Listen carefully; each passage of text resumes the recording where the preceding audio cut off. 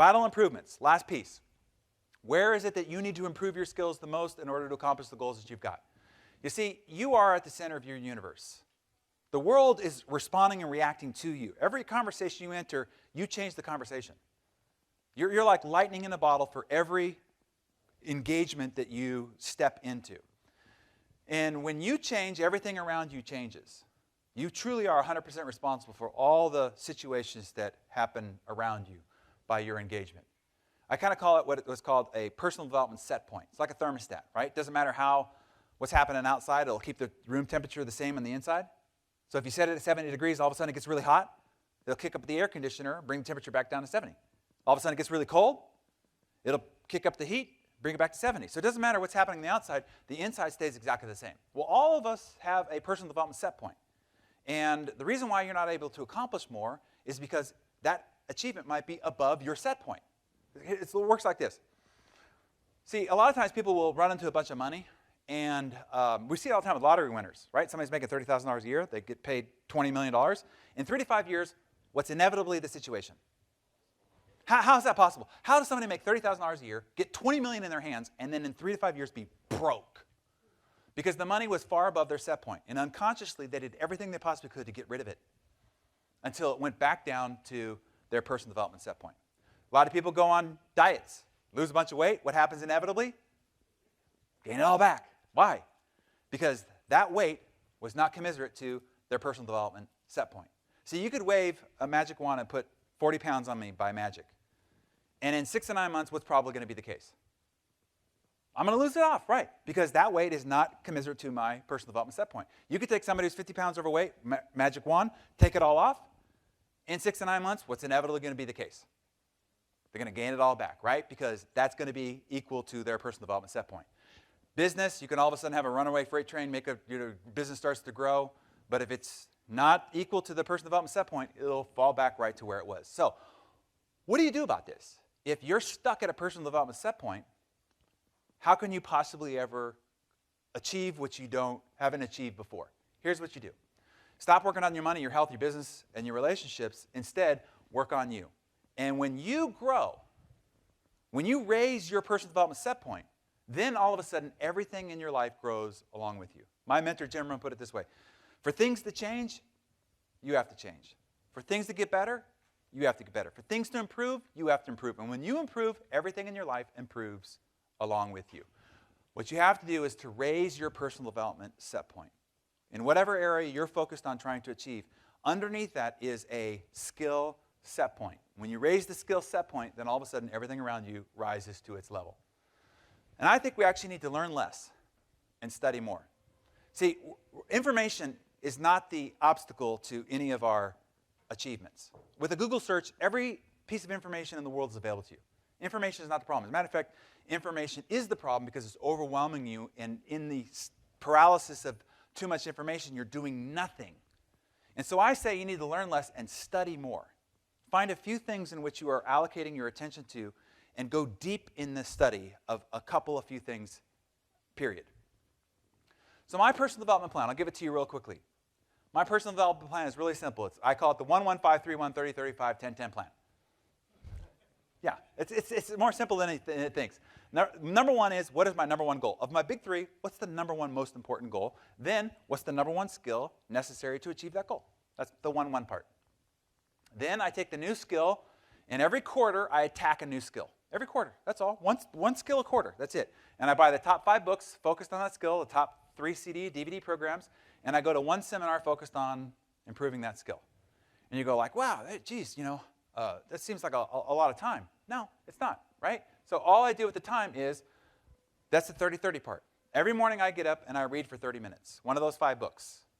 And in about 4 weeks, you're through all 5 books, really, by just reading 30 minutes every morning, 5 days a week. You don't want to do it on the weekends. Why want to get that personal development, right? And then while I drive around, I listen to one of those CD programs or walk around or travel for 30 minutes. While my hands are busy, my mind is free.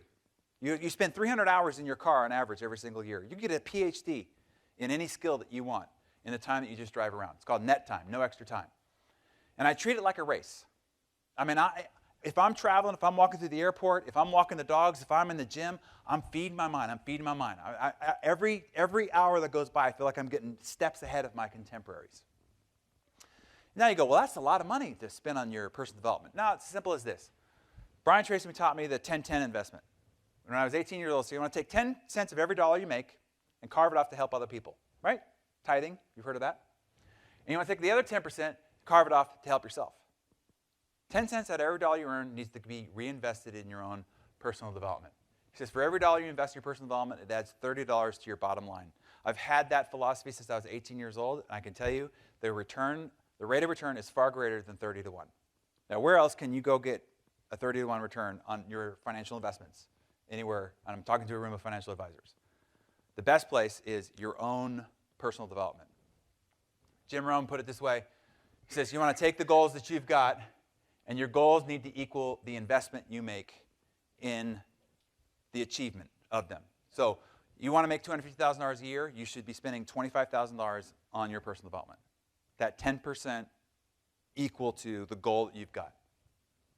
You have to grow into your goals. He says you can't achieve something you haven't achieved before because you're not something you need to be. And so the only way to achieve your goals is to grow into them. The aim of life is to see all that you can become with all you've got. So I just want to encourage you to pick one. What one skill? If you just walk away from the Vital Improvement saying, I'm just going to pick one skill and attack it with all you've got. Go buy top 5 books, top 3 CD programs, sign up for one seminar, and attack that one skill over the next quarter. The skill most important to accomplishing your biggest goal, it'll make an immeasurable difference for you. I want to give you one last strategy to walk away with, apply to your business that I think can make a profound difference because it did for mine. When I first got into real estate, I was 20 years of age. I had no business being in the real estate business, right? Person's most valuable investment, 20-year-old. And I went to a seminar, and I took the seminar leader out to lunch, and I asked him, I said, what is if you were to give me advice, the most important thing that I could do to be successful in real estate, what would that one thing be? He said, go fail.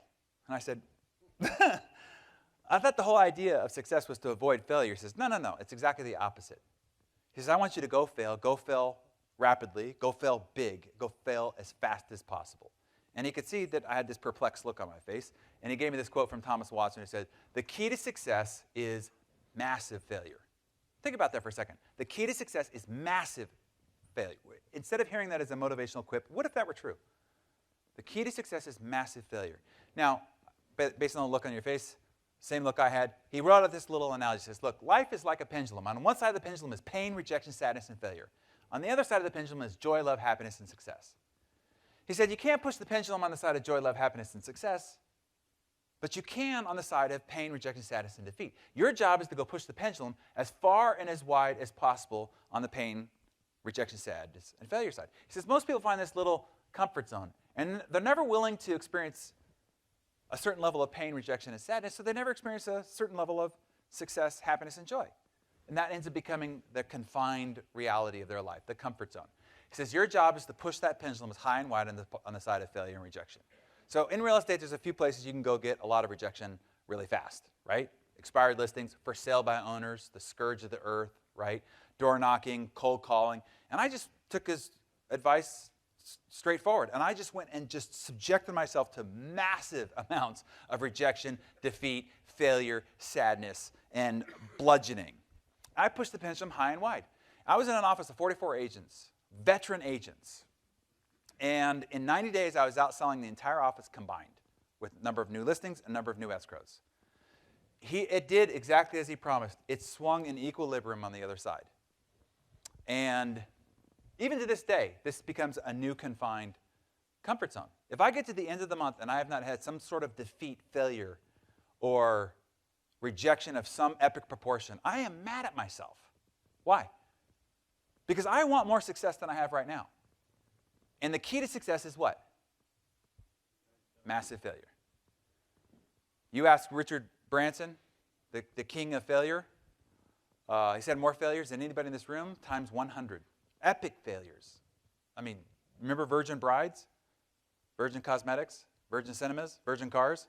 All of them, epic failures. He's failed his way to $4 billion of net worth, right?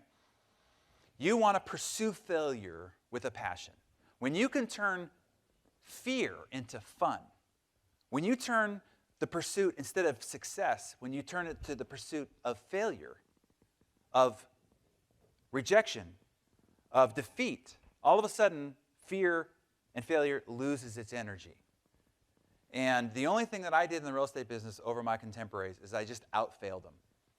And because I was able to endure more failure, more rejection, more defeat, I also accumulated more success and more victory and more. So instead of having a contest in your organization about the number of new transactions, number of new successes, have a who could get to 100 no's the fastest. The number of 100 rejections, and then celebrate that person. And then have a booby prize that whoever has the most heart-wrenching, gut-kicking defeat story, carry them around on your shoulders and celebrate them. Because when you turn fear into fun, I'm telling you, it loses all of its weight and empowers your productivity like no end. As Eleanor Roosevelt said, do something every day that scares you. So to sum up what we've talked about here today together is this. The productivity secrets of superachievers comes down to these half dozen fundamentals. Stop doing most of the things that you're doing right now. Master the vital few functions, priorities, metrics, and improvements. Out-focus everybody around you. This is going to be the dividing line of competition in the 21st century. Who can out-focus their competition? Outlast everybody around you through consistency. Don't just start this new regimen, this new diet plan, this new resolution, and then drift. Don't suffer the common achiever dilemma of drift. The tortoise will always win. No matter how talented or how ambitious or how skilled the hare is, the tortoise will always win, outlast. And outgrow. Scale your skill, particularly the skill of focus and productivity in the 21st century. And then lastly, outfail everybody around you. And if you're willing to not only see failure as part of the process, an acceptable part of the path, but actually the pursuit to accumulate as many failures and rejections as possible, I'm telling you, success will beat a path to your door, and you'll have more to sip out of the chalice of victory, more than you possibly could drink. And do all of that, and then maybe one day, one of you in this audience will get knee to knee with me because we will be presenting your story on the cover of Success Magazine. Thank you all very much. It's been a joy to be with you. Pleasure's been mine. Thank you, guys.